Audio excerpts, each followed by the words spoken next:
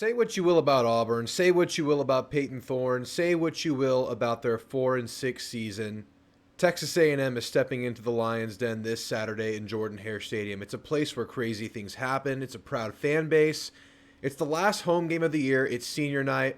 They're coming off of a win, and they have a chance to play major spoiler to a couple of teams to end the season. They get Texas A&M this week, home finale. Is it a trap game for A&M? Absolutely it is, and that's just by nature of the schedule.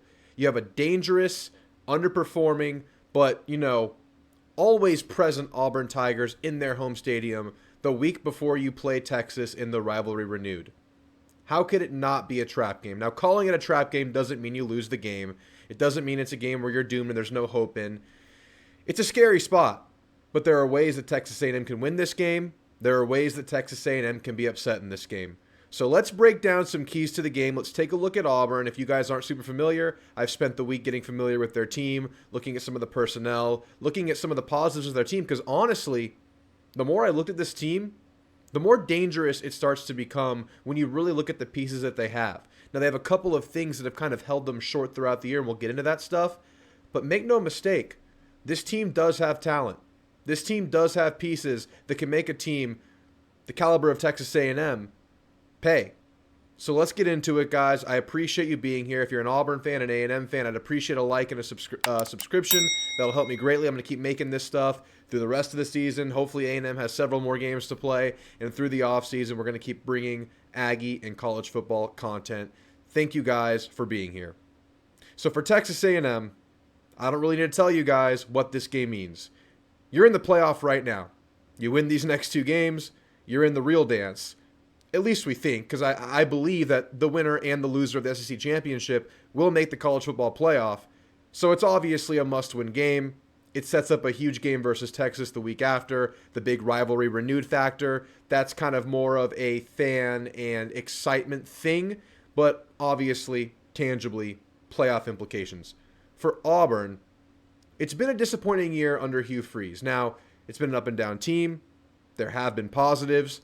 But the overall record, the outcomes of games, have not been there, at least to the degree that they expected. I think more Auburn fans would be more okay with the team being in that 7-win margin. That's not on the table anymore without a bowl win, and that's probably a long shot at this point.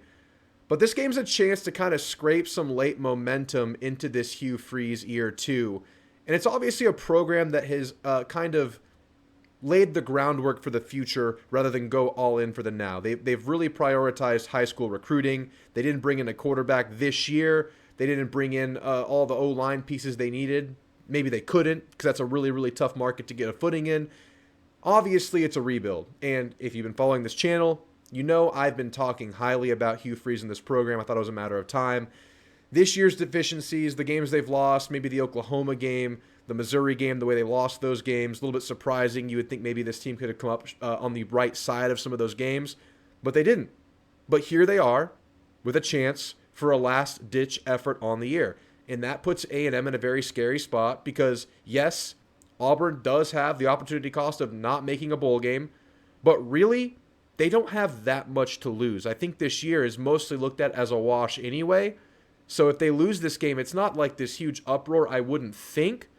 But there is a big benefit to winning this one and potentially the next one. And, of course, that's a rivalry game as well. So a chance to become bowl eligible for Auburn, and that starts in this game. A chance to showcase some young, effective players on a huge stage because, of course, this game drew the night slot. It's a night game in Jordan-Hare versus a top 15 Texas A&M team with a really, really high-profile matchup the next week and playoff implications. So it is a big game for both sides. It's a game that both sides will be heavily invested in, and I fully expect the Auburn faithful to show out for this game. It's a big game, and I know Auburn doesn't have the record to show that, but make no mistake, it is. So let's talk a little bit about Auburn. We know the struggles they've had with Peyton Thorne. That if you think about Auburn football this year, last year, the first thing you're going to think about is quarterback struggles. But when you look at this offense as a complete unit, it's not without its pieces. They have a dynamic, young core of wide receivers headlined by Coleman and Simmons. Obviously, Cameron Coleman, a guy that A&M fans are very, very familiar with, a guy we missed out on in recruiting, a guy that decommitted from A&M, committed to Auburn. He's there now. And he's coming off of his best game of his young career versus ULM last week, a game that presented an opportunity to get him involved. Obviously, major jump ball threat with Coleman. And just because he's a true freshman doesn't mean he can't be an elite top-tier receiver in a moment in a game.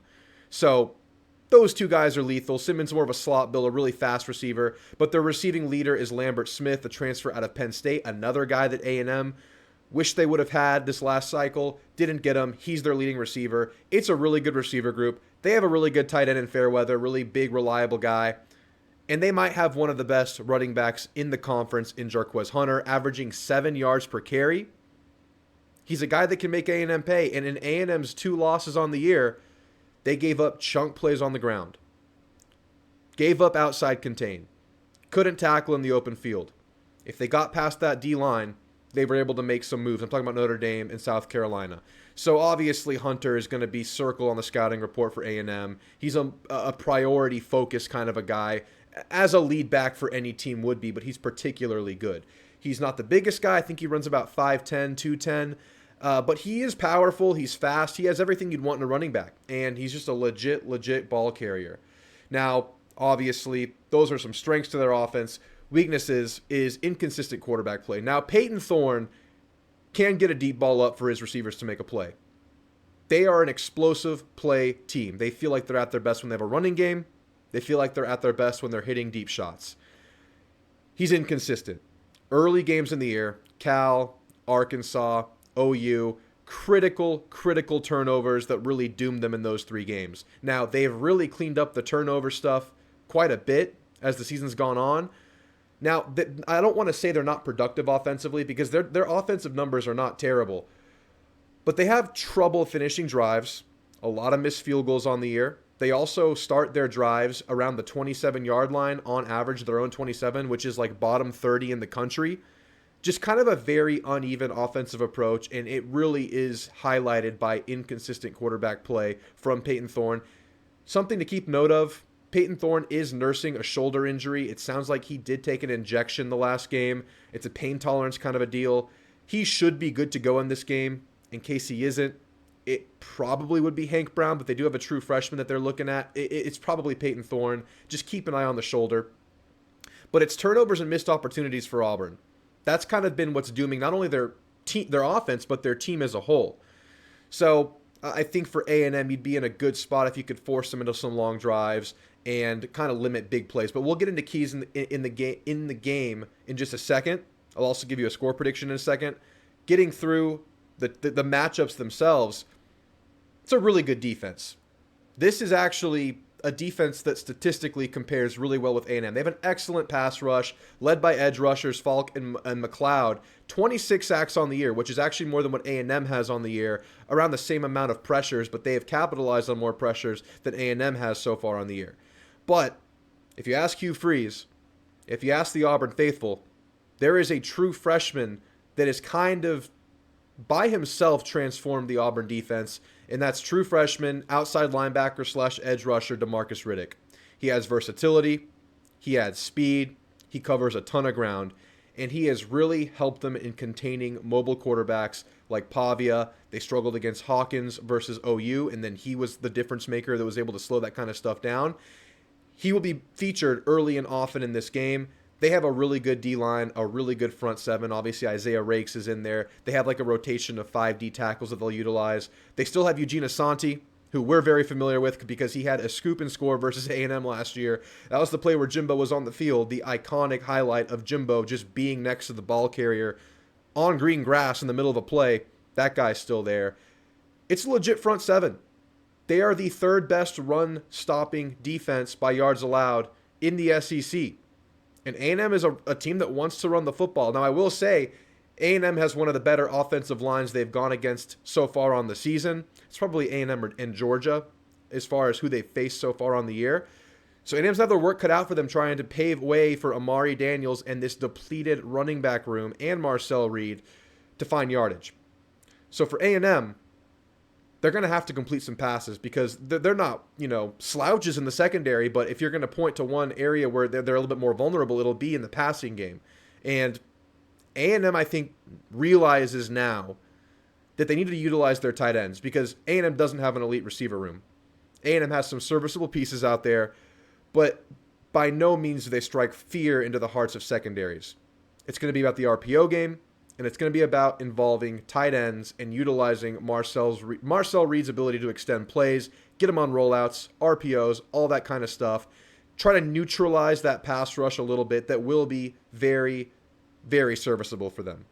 And the most important thing against this defense and against what Auburn does well, or more specifically doesn't do well, avoid turnovers.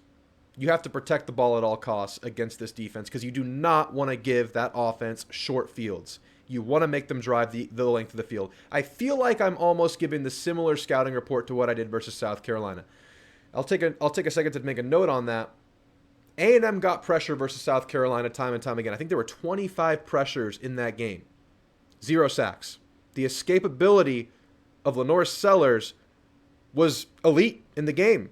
Big dude, A&M was not ready to tackle him.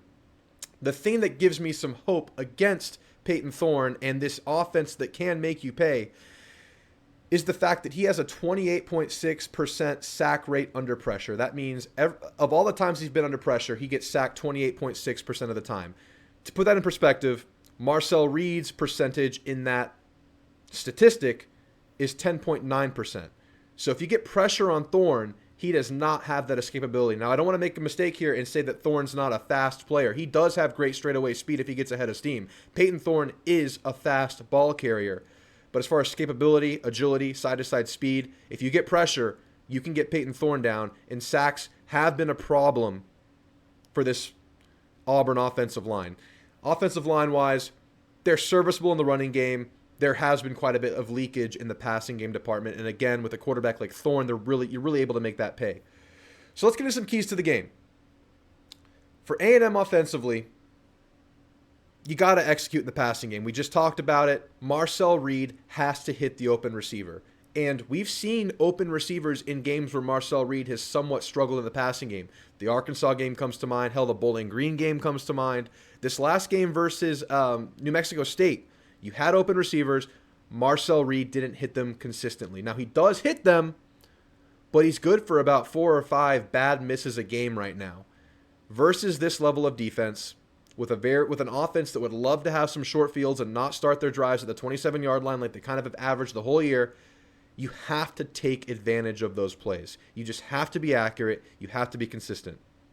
You're going to have to mix up the run and pass. You can't consistently run on clear running downs. What A&M loves to do, first down of drives, take your shot, you miss it, you run on second down, 2nd and 10's a running down for A&M, you feel good about your running game. You're going to have to kind of mix stuff up because this is a really, really good run-stuffing defense. You got to get the RPOs going. I'm going to keep preaching that. You saw them drill that against New Mexico State.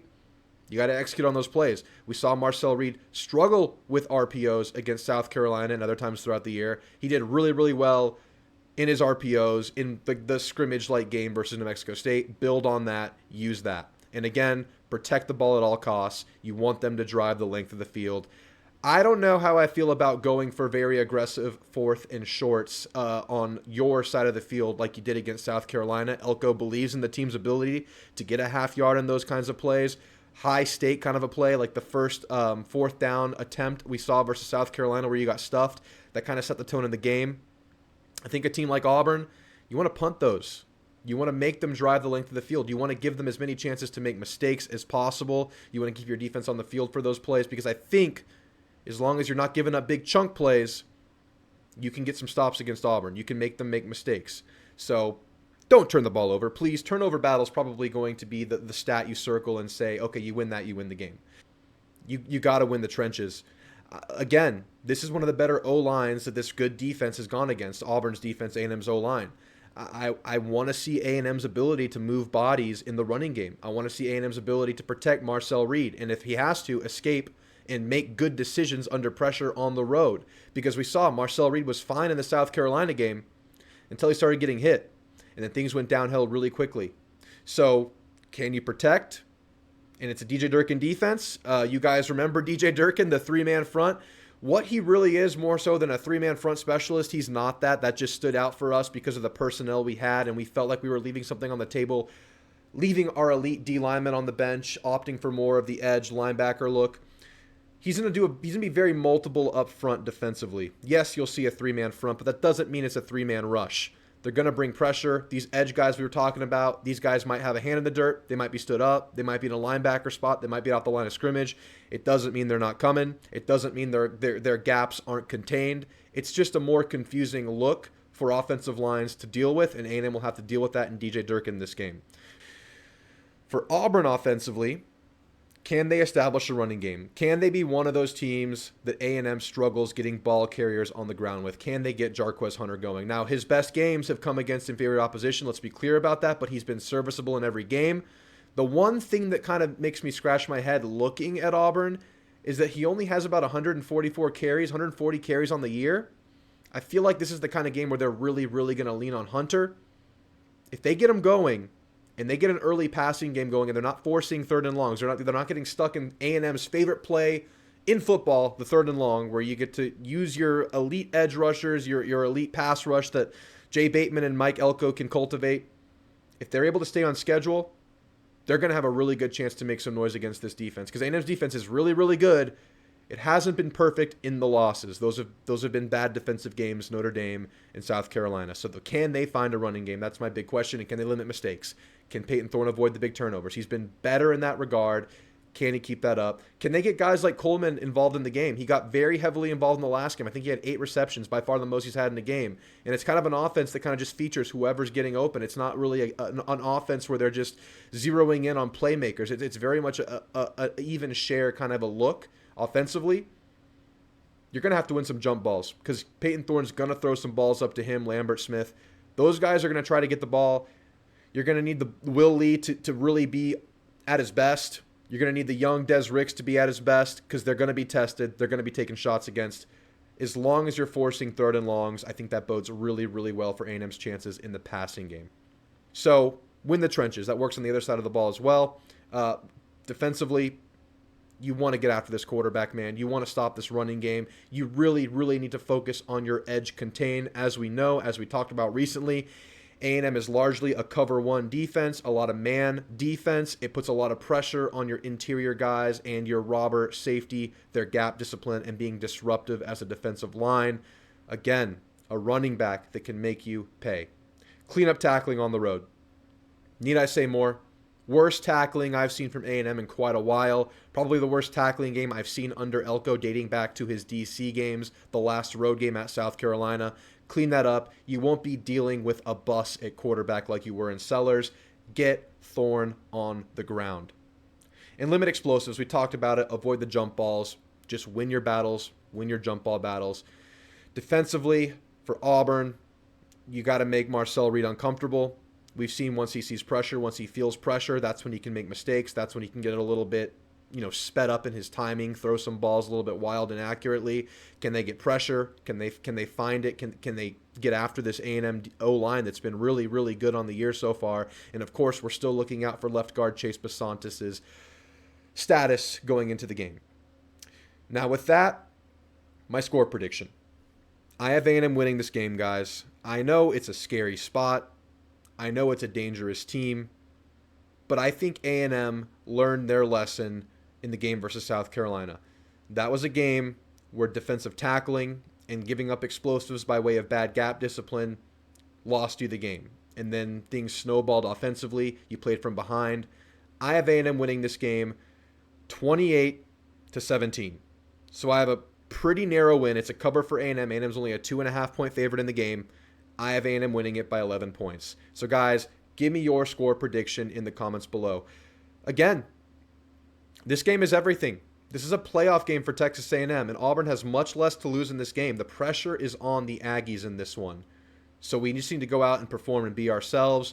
Don't make the big mistakes. Guys, thank you for watching this preview. I'll be going live again on Thursday night, giving you guys a chance to call in and give me your score predictions for a chance to enter the Hall of Fame if you get the score prediction correctly. We've only had one guy get it right on the year. That was Noble versus McNeese. If anybody wants to chime in and give me your score prediction, you'll be featured forever on the show if you can get the prediction right.